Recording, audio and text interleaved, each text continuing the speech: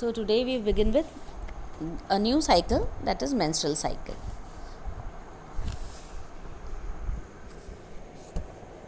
ये जो menstrual cycle है ये lunar cycle 28 days की मानी जाती है. However, इसका टाइम अलग अलग लेडीज़ में चेंज होता रहता है, बहुत ज़्यादा नहीं, थोड़ा बहुत चेंज होता रहता है. मेंस्ट्रुअल साइकिल एक्चुअली एक कॉम्बिनेशन है दो साइकिल्स की. एक को हम कहते हैं यूट्राइन साइकिल और दूसरी को हम कहते हैं ओवेरियन साइकिल. यूट्राइन साइकिल की यूट्रस के अंदर जो चेंजेस आते हैं और जिस प्रकार वो अल्टीमेटली शेड कर जाता है, और ओवेरियन साइकिल हम इसलिए कहते हैं कि ओवरी के एग के अंदर चेंजेस आते हैं और अल्टीमेटली वो भी शेड कर जाता है. दोनों साइकिल्स इम्पॉर्टेंट है. इस साइकिल में 3 फेजेस होती हैं: follicular phase, ovulation phase and luteal phase. एक एक करके इन सभी फेजेस को अपन देखते हैं. सबसे पहले इस साइकिल में काम आने वाली हॉर्मोन्स की बात करते हैं. तो एक important hormone follicular stimulating hormone होती है जो ग्लाइकोप्रोटीन होती है, और इसका काम होता है कि वो फॉलिकल्स को मैच्योर होने में स्टिमुलेट करती है और फॉलिकल्स का डेवलपमेंट करती है. एफएसएच का दूसरा काम होता है कि ये एक स्टीरॉयड हार्मोन जिसको ईस्ट्रोजन कहते हैं, उनका सिक्रीशन फॉलिकल्स के द्वारा स्टिमुलेट करती है. दूसरी हार्मोन ल्यूटेनाइजिंग हार्मोन होती है. ये भी एक ग्लाइकोप्रोटीन है और इसका काम है कि ये ईस्ट्रोजन सिक्रीशन को बढ़ावा दे, साथ ही एलएच ल्यूटेनाइजिंग हार्मोन को भी बढ़ावा दे जो ओव्यूलेशन का कारण बनती है. इसी के साथ प्रोजेस्टेरॉन का प्रोडक्शन भी कॉर्पस ल्यूटम के द्वारा कराना इसका काम है. जितना भी हार्मोनल कंट्रोल है इस प्रोसेस में सब नेगेटिव फीडबैक मैकेनिज्म द्वारा चलता है. दैट इज़ जब हार्मोन का लेवल एक पर्टिकुलर लिमिट के ऊपर चला जाता है तब उसका बढ़ा हुआ लेवल खुद अपने आप में कंट्रोल एक्सरसाइज करता है, और अब हाइपोथैलेमस को मैसेज मिल जाता है. वो अपने रिलीजिंग फैक्टर से एंटीरियर पिट्यूटरी को मैसेज देना बंद कर देते हैं. एंटीरियर पिट्यूटरी को मैसेज मिलना बंद कर देता है तो ऑटोमेटिकली वो एफएसएच और एलएच का प्रोडक्शन रोक लेती है. इस प्रकार नेगेटिव फीडबैक मैकेनिज्म से इस पूरे प्रोसेस का हार्मोनल कंट्रोल चलता है. अब बात करते हैं ओवेरियन साइकिल की. ओवरी के अंदर जो साइकिल हो रही है हम उसको ओवेरियन साइकिल कह रहे हैं. उसकी एक फेज़ है फॉलिकुलर फेज़. ओवरी के अंदर बहुत सारी फॉलिकल्स, लगभग 10 से 20 फॉलिकल एक टाइम पे डेवलप होती हैं. अगर ये सारी फॉलिकल्स डेवलप करके एग बना लेती तो बहुत सारे एग एक टाइम पे बन जाते जो केओटिक हो जाते. एज अ रिज़ल्ट ओवरी के अंदर एक टाइम पे एक ही एग डेवलप होता है. क्योंकि बहुत सारी फॉलिकल्स डेवलप होती हैं तो बाकी की सारी फॉलिकल्स अट्रेशिया अंडो को कर लेती हैं, मतलब सारी हट जाती हैं, और हाई ये जो एलएच और एफएसएच का जो बढ़ा हुआ लेवल है इसकी वजह से ईस्ट्रोजन और प्रोजेस्टेरॉन के लेवल में अंतर आ जाता है और फॉलिकुलर फेज प्रभावित हो जाती है. तो एक टाइम ओवरी के अंदर एक ही फॉलिकल का निर्माण होता है.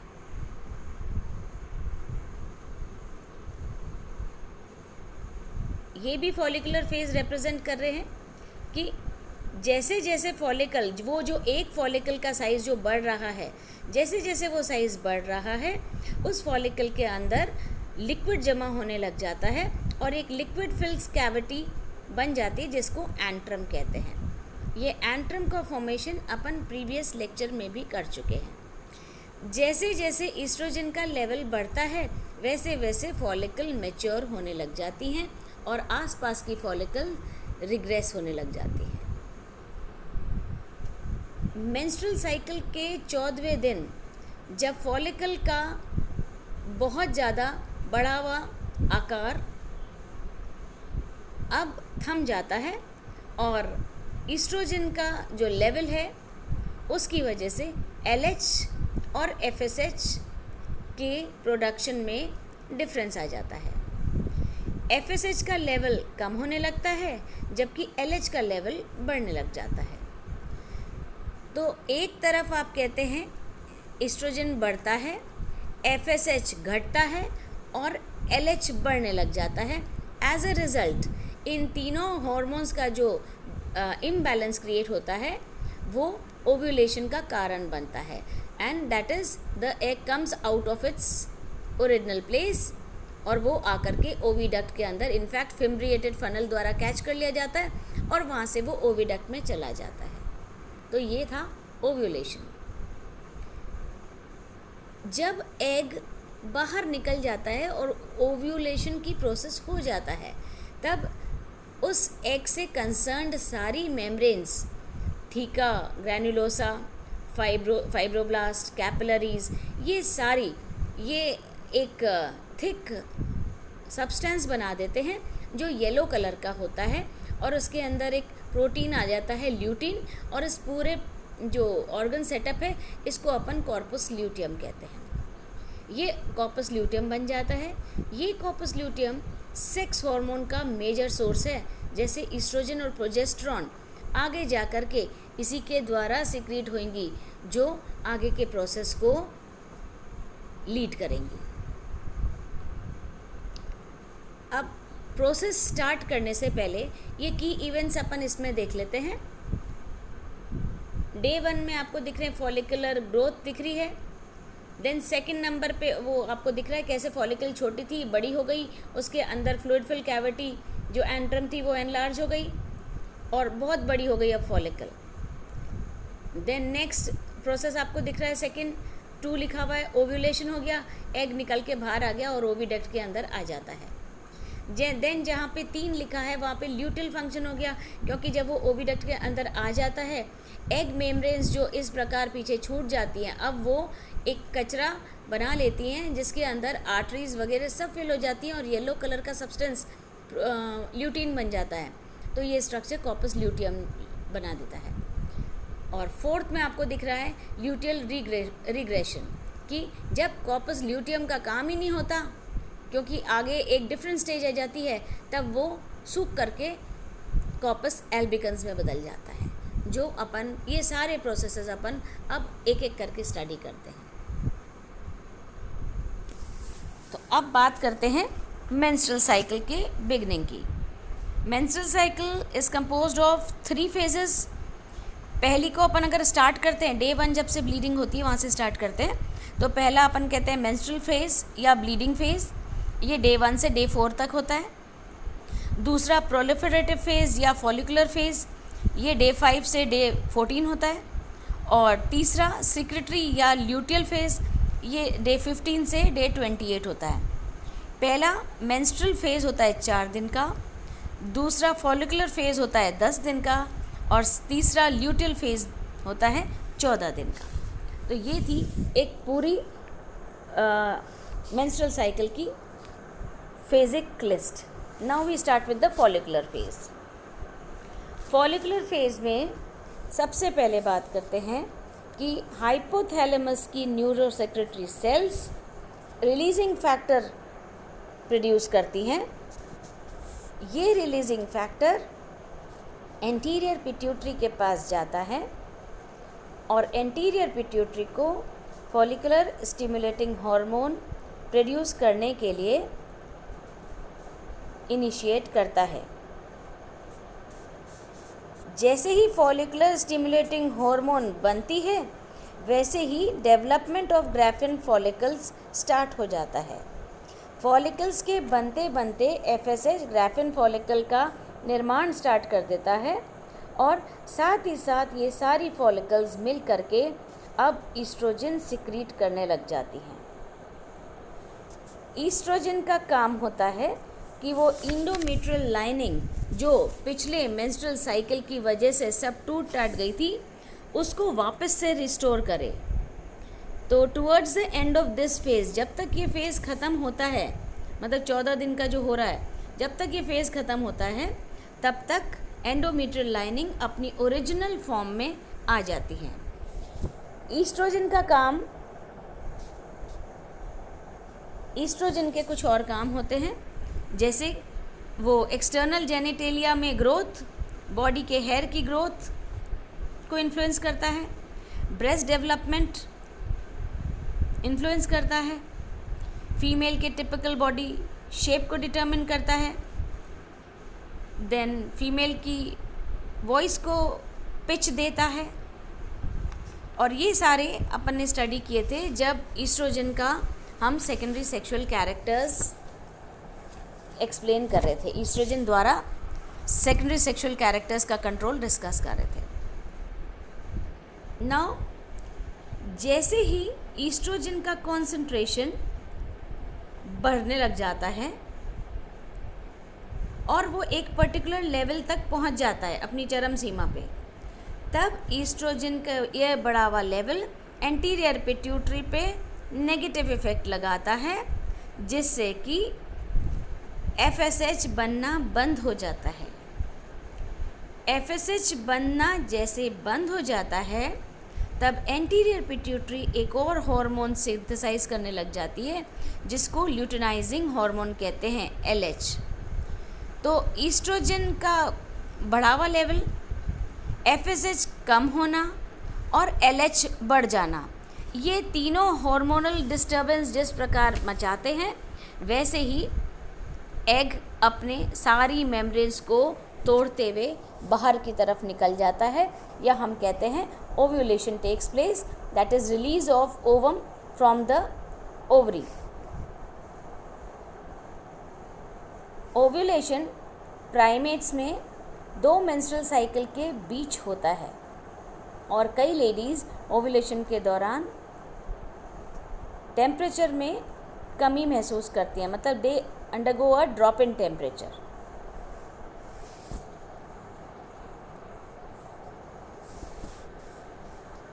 So the release of luteinizing hormone matures the ovum and weakens the wall of the follicle and cause a follicle to be released, और follicle इस प्रकार रिलीज़ हो जाता है। ओव्यूलेशन एक बहुत इम्पॉर्टेंट इवेंट है, क्योंकि एग जो अब ओविडक्ट में आके लग गया है, ये वेट करता है फर्टिलाइजेशन का। अगर प्रॉपर फर्टिलाइजेशन हो जाता है तो घटनाएं थोड़ी डिफरेंट क्रम से चलेंगी, क्योंकि तब प्रेगनेंसी हो जाएगी। और अगर फर्टिलाइजेशन नहीं हुआ तो ये ऑटोमेटिकली ये डिस्चार्ज हो जाएगा। Next phase is luteal phase. ये 14 दिन की होती है, मतलब 15 दिन से 28वें दिन तक। ओव्यूलेशन के बाद ल्यूटिनाइजिंग हार्मोन जो अभी सिक्रीट हो रही है, उसकी वजह से कॉर्पस ल्यूटियम का डेवलपमेंट होता है। कॉर्पस ल्यूटियम वो जो रप्चर्ड फॉलिकल्स हैं उसके साथ ल्यूटिन नाम का प्रोटीन मिल जाता है और कॉर्पस ल्यूटियम बन जाता है। कॉर्पस ल्यूटियम को येलो बॉडी भी कहते हैं। ल्यूटिनाइजिंग हार्मोन के इन्फ्लुएंस में कॉर्पस ल्यूटियम प्रोजेस्टेरॉन का सिक्रीशन स्टार्ट कर देता है। So, very important phase, that is secretion of progesterone starts in the luteal phase. Progesterone जो इस प्रकार प्रोड्यूस हो रही है, डायरेक्टली ब्लड स्ट्रीम द्वारा एब्जॉर्ब कर ली जाती है, और ये जो एंडोमेट्रियम मतलब यूट्रस की जो बेड बन रहा है, जो अभी बहुत मोटा हो चुका है 5 mm के बराबर, इसके अंदर ग्लैंड्स भी ग्रो कर जाती हैं और एक पर्टिकुलर अपीयरेंस का बन जाता है। यहाँ पे यूट्रस की ग्लैंड्स में म्यूसिन और ग्लाइकोजन सप्लाई किए जाते हैं, और क्योंकि ये म्यूसिन और ग्लाइकोजन रिलीज़ किए जाते हैं यूट्राइन कैविटी में, इसलिए अब तीसरी फेज़ स्टार्ट हो जाती है, जिसको हम कहते हैं सिक्रेटरी फेज़ या फिर ल्यूटियल फेज़। अब एंडोमेट्रियम का साइज़ मोटा हो चुका होता है, वो सॉफ्ट हो जाता है, मॉइस्ट होता है और हाईली वैस्कुलराइज होता है, और ये सारी तैयारी एक फर्टिलाइज्ड एग को रिसीव करने की होती है और उसको डेवलप करने की होती है।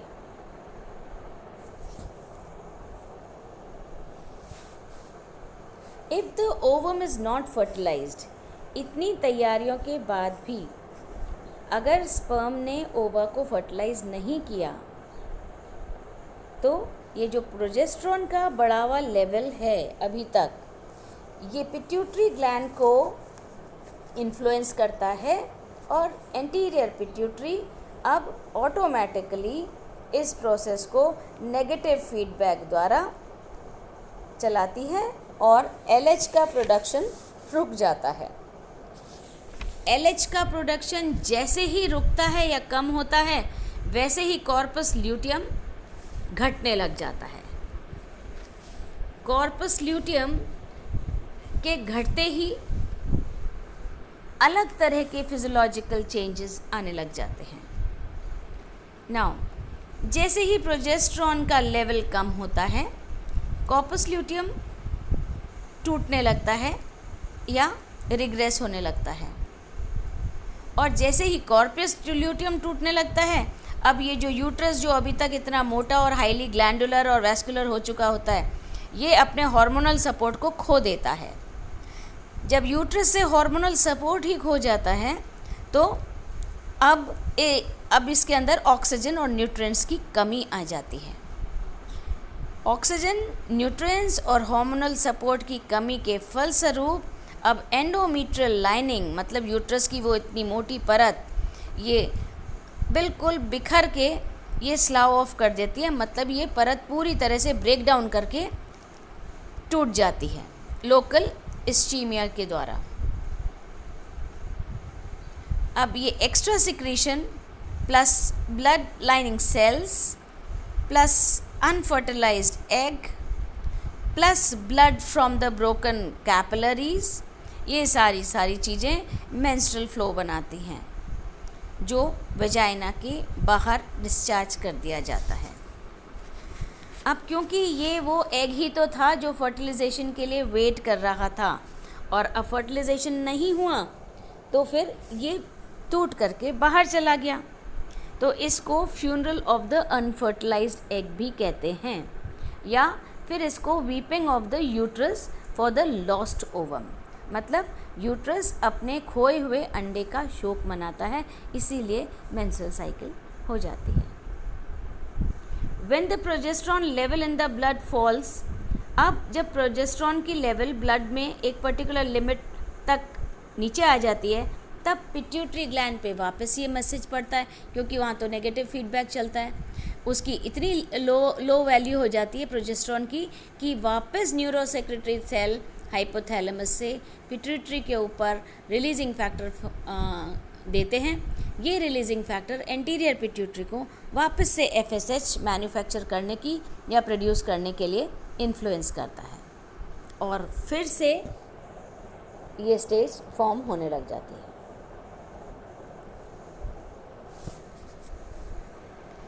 ये जो मेंस्ट्रुअल ब्लड है, ये प्रिडोमिनेंटली आर्टीरियल है, इसमें केवल 25% वीनस ब्लड होता है, बाकी सारा आर्टीरियल ब्लड होता है। इसके अलावा जो भी टिश्यू डेब्रिस, जो कचरा जो ओवम के टूटने फूटने से और उसके मेम्ब्रेन के कारण है, वो होता है। यहाँ प्रोस्टाग्लैंडिन्स मिलती हैं और बहुत सारा अमाउंट ऑफ फिब्रिनोल्यूसिन मिलता है। ये सभी मिल करके मेंस्ट्रुअल फ्लो कहलाते हैं। 3 से 5 दिन तक इसकी अवधि रहती है।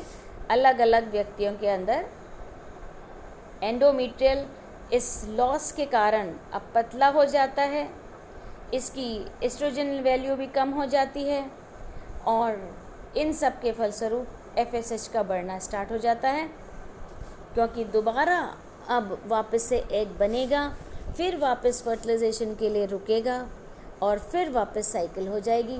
पूरी साइकिल 28 दिन की है और इसके अंदर 3 फेजेस हैं। So this is how menstruation takes place. we again summarize the whole process.